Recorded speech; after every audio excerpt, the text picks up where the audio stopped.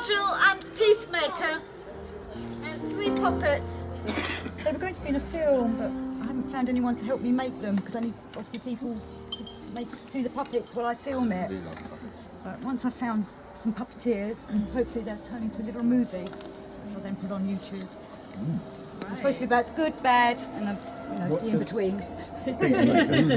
I really like the devil, I have to say. Everyone seems to like the devil. Well, he's got really groovy treads on. Yeah. Well, you have to look closely at his feet and you'll see my one mistake. I put the feet on the wrong... Left foot's on right leg, right leg. That's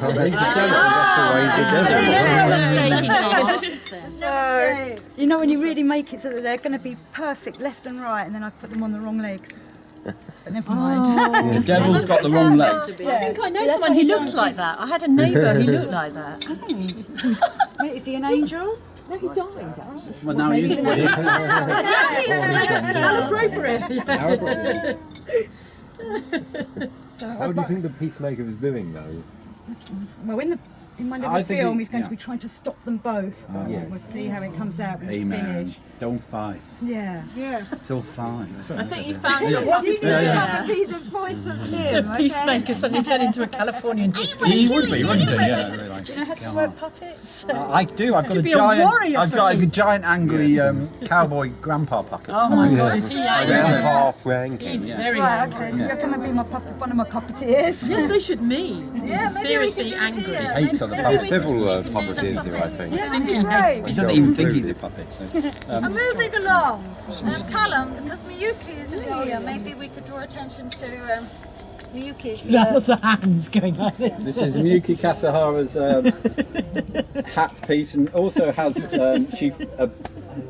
some gloves as well that were found, and she cast them in glass.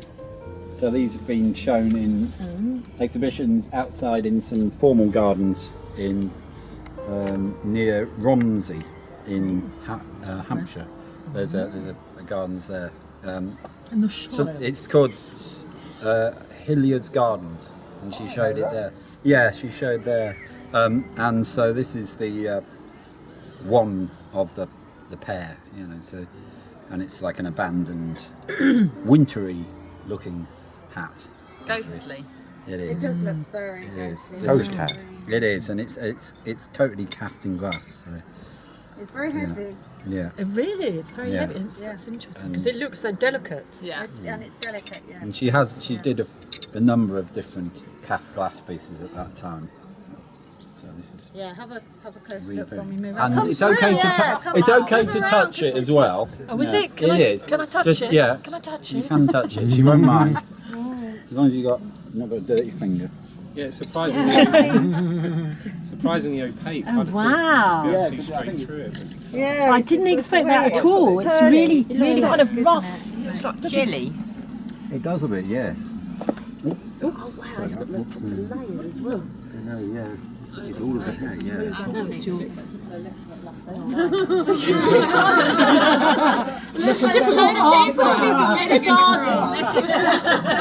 And that is what It's gold. Get some good stuff in this coffee, I'll tell you. Wolf that's supposed to be moved is full of stones. It's Red Riding Horse, isn't it? They opened his stomach, took the grandmother out, and Red Riding Hood, and then filled him with stones. So filled him with stones, and the doll, she's sitting on him with the poisoned apple. I like when you're telling this story, the soundtrack of the small children screaming. Without being chased by a I wolf. think it's that's perfect moment. Beast of Mottingham. Red Riding Hood doesn't seem very happy. Last time you said. I don't know. She's got great bit of lippy on. Yes. Very frowny. Maybe she's though. just being like voguing. You've done dolls before, haven't you? Something you do quite a bit, and I've really, quite a few dolls. yeah. And they're not like normal dolls. They're not like kind of cuddly dolls. They're sort No, of a they're bit not. from mythology, from a sort of book. They're like from a book or a page of a book. It's really weird. I think it's nice this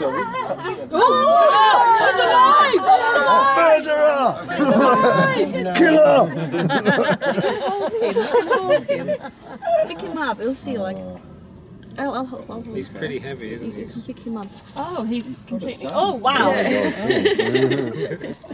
Did you carry him here? No, I didn't. I let Yasmin do that. It's okay. I've just placed. That's good. No, it's good. You've got to get stuck in.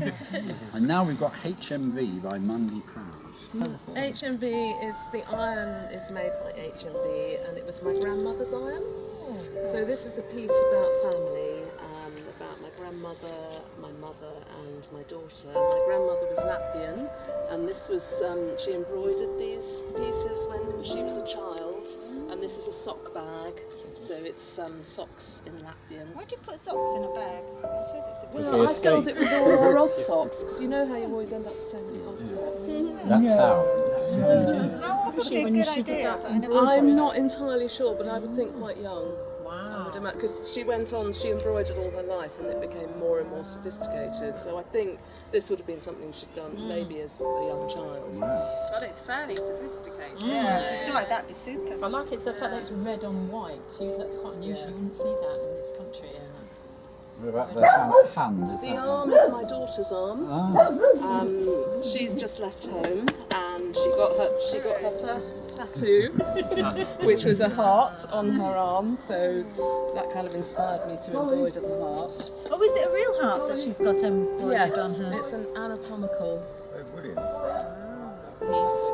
Don't worry about him, he's fine. And the elements of Latvia kind of being taken over by Russia. And He's just barking. I bought some little fabric flowers off the internet from Latvia, and they all had these Russian newspapers underneath the flowers, and they're quite old. They're probably from the 30s. And then the pieces are also come about from boxes. So this goes inside a box for a long arm stapler.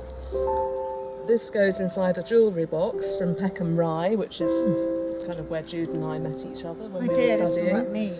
And this one is hairpiece for men. So that was the hairpiece. Yes.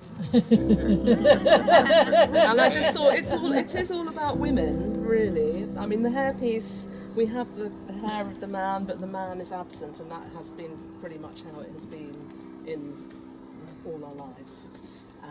So yes, it's kind of a little memorial to my family. Not so sure about that one. Oh, I love that. Yeah, sorry. Now this is Frog Morris's. Frog Morris is a performance artist, a friend who lives in Grove Park, and yesterday he came down and we went on a walk off Mottingham and Eltham and talked about artists that we know, like Kate Bush, who live in the area.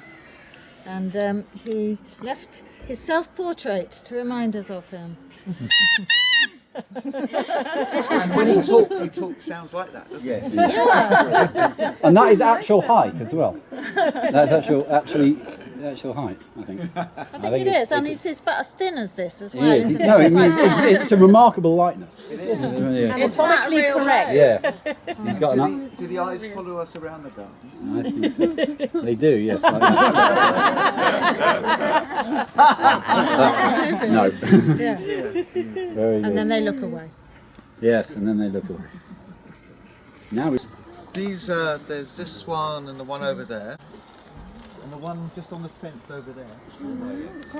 And they were made in 1992, 1993. And in fact, I mentioned them to Jude yesterday, I think. I was looking through my archive, and I literally never showed them. And at the time, I was particularly into pagan rituals and the myth of the Green Man. And I was telling a few people I used to make these 25-plus-foot long constructions, which were basically made from cut down trees and coppice material with groups of people, and they were made like a giant crucifix with the Green Man, which was then paraded. One was set light and set down a river, and they were often accompanied by drummers and people like that. And they'd never been shown, and it's quite strange to see them actually, because there's nothing like my current work. But I think they kind of belong in the garden rather than inside space. So. What are they made of? They're papier-mâché. I think there's maybe a bit of There might be a bit of chicken wire in there somewhere. Well, That's they've incredible kept very design. well. The cracks are really nice. Sorry, say that again. No, there's a papier-mâché, yeah. ones we were It looking at really look looks very like nice, a rather fine than play very with heavy. the glaze and the flame going over. Yeah. It does look like It's it's been glazed. Yeah. It's top marks for archiving your work and not chucking it away. Right through maybe another, And in such good condition as Yeah. well. They've kind of survived. There's maybe 20 got somehow destroyed or left behind. Did you put a preservative in with your papier-mâché? No, it's got a varnish. The varnish has made the difference. Must varnish work. Well, this is the problem, right? So, that's I seem to have a hang up with the price of fuel. So, this come from a little story of I used to travel up to see my girlfriend all the time, and I just become obsessed with the price going up and up and up and up. And then, as I started thinking about it more, this narrative started unfolding, and I was just realising little sayings like BHP, horsepower, fuel, like 99.9 is the price. And I just thought, where is this heading? And then I started realising, it's more than just a liquid that goes into a car. It's a commodity. It's something that powers a planet. And I started referencing it in such a way that I wanted to make something aesthetically pleasing out of my misery. So the Delft was one of my inspirations, and I really looked at this and I thought, if I'm really going to have a little play here, I need to paint oil on oil. So the whole thing come together that way, and then the rest of it really come together as a transport story. So I ended up using my father's case, who was also in the military alongside my experience, and I just found a kind of little bloodline between the two of us, that we both served in Kuwait at the time. And I just thought, well, in some weird way I can take him with me, and because there is this bloodline, we're playing on a blue blood here, so we tend to sort of fight for royalty, if that's the case. But yeah, I'm after royalties if any come up from it. So thank you very much. Thank you very much. I have always Well, we wondered, where pay do for you the actually Queen's get your- fuel. And it was constructed in the last half an hour. Started, very basic, so it's at the bottom of it at home. I think I would call it a little offering. If you look up, that's what I'm dressing, yeah? That's why it's so vertical. It's pointing right up, yeah? Like a finger pointing to the moon, right? But don't concentrate on the finger, because you know that thing. And basically, it's kind of the endless quest of finding an inner child in yourself. It reminds me of, little games I play with my son. We used to construct forever things. And now I'm playing, a little kid and doing something. These are my offerings to the gods, wherever they are, somewhere up there. And I putting the most precious things in my life. I put my brain on the stake. This is my brain there. And it's also catching up with some ideas of the art, not being, highbrow, super duper high tech and whatever, but rather using call them ready-made. So this is basically a recycled materials, all right? They were just in my place for years, and just because Jude invited me, I thought, well, maybe I make a use of it, and I created a little temple, and that hits a number of spots, on my kind of artistic fascinations, like Brancusi or Gaudi or Dali. I was just telling her, you see this element here. There's a stone, and that little brainy element on the top of it. You see, that's Dali. He had forever this human figures with strange objects on their heads, and whatever they were. And I found, this fascinating. Also, this incorporates, call them primary colors. Primary colors is what there was this Dutch group called De Stijl. They were fascinated by it, and they were, apart from being, modernists, they also had some strange links with Madame Blavatsky and whatever. So, you see, in here, I might have created something which I don't realize. It could have some little pagan element in it, a little prayer. I think in Tibet they do things like this. I think they create a little something with the rocks and whatever, little offerings and things. Yeah. It's a bit like that, I'm like a traveling spirit, and that again hits on my kind of personal biography, if you want it. And is a child inside, which is offering the best the child can. So this is the precious pearl. Pearl is a Vermeer's girl. Remember the girl with the earring? That's her earring here. It's basically I laid bare my subconscious in a very abstract way. The glass bead game. Now this piece will not survive moving away from here. I can guarantee. So it probably will get mistreated by a dog or any visiting kids. In fact, the sheer scale of it is not even meant for adults. As you can see, you should really squat or lie on the grass really to appreciate it. But that's kind of a... Oh, it's falling now. Very good. This is interesting. That was the power of my mind. Because I just did that trick on purpose. You did well. Because you see, I was concentrating a long time, and I was thinking, make it fall. I think we're all thinking that. Anyway, the main idea was to have a fun, okay? And if that's good enough with you, that's it. Well done. Excellent. Yeah. Can you be my agent? A couple of days ago, and it said, a mother told today of a horror, as she caught children playing with a handgun they discovered hidden in a bush in a suburban cul-de-sac. Marta Zambriska raced outside when her terrified daughter Victoria, 9, raised the alarm. She saw a 3-year-old boy waving a weapon at her young friends. All right, shall I read this out or not? Yeah, okay. All right. Police called to Grace Close in Mottingham, which is about a mile away from here, so check all the bushes on the way round out. Took the firearm away for examination, and it tells you more of the story. I'm Rebecca Finer. Jude invited me to take part as ambassador of Mottingham in the first sculpture park of Mottingham, which I think there's going to be many. And this is called Pins in Mine Eyes. I suppose it's about taking things that we would otherwise discard and throw away in a kind of decadent capitalist society.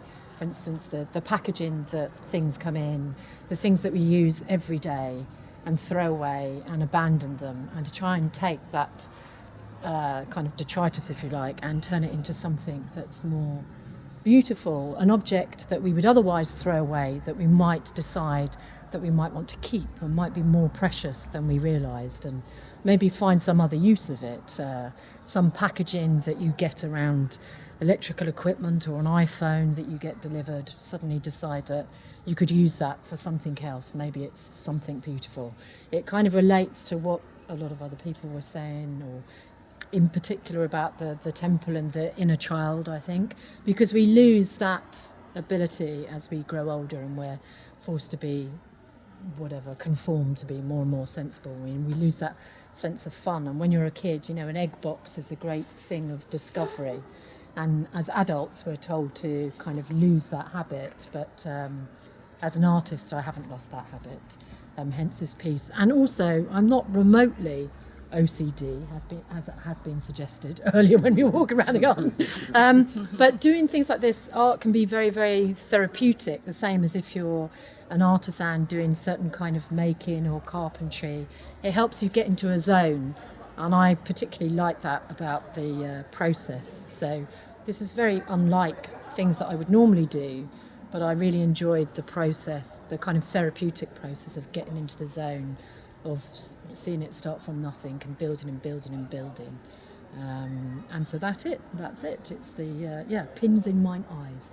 And also it's a little joke on myself in that while I was making the piece, I was feeling particularly like sticking them in my eyeballs, and it seemed more constructive not to do that. So a constructive use of drawing pins. Thank you.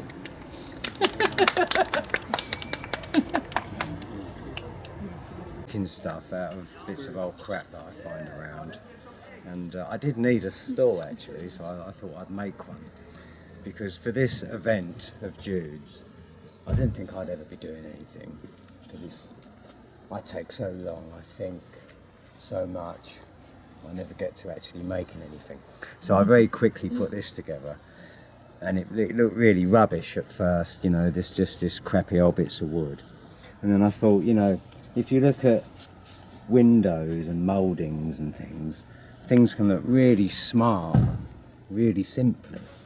So, and I've been making frames for Jude, so I thought I'd try and tart it up a little bit. And I think that and the really rough, crappy wood is quite nice.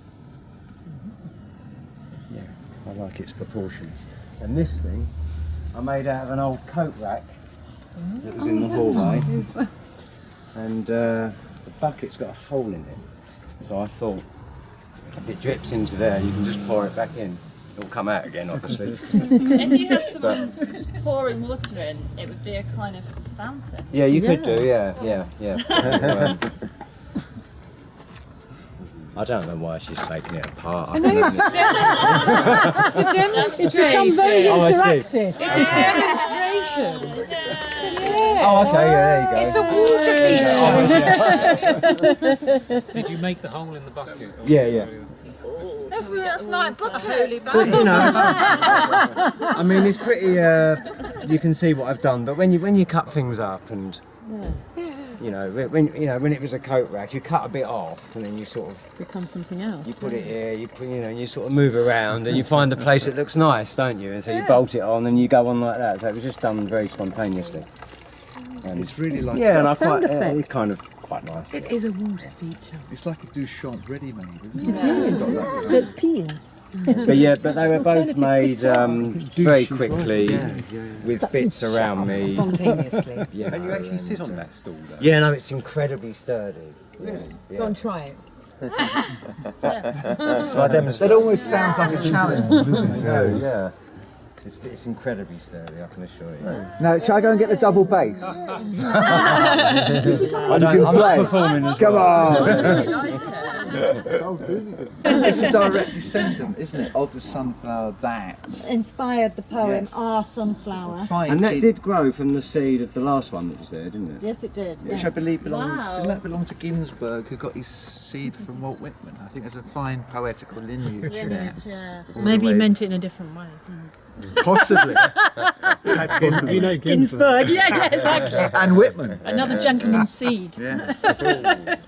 Our sunflower, weary of time, that counteth the steps of the sun. Something like that.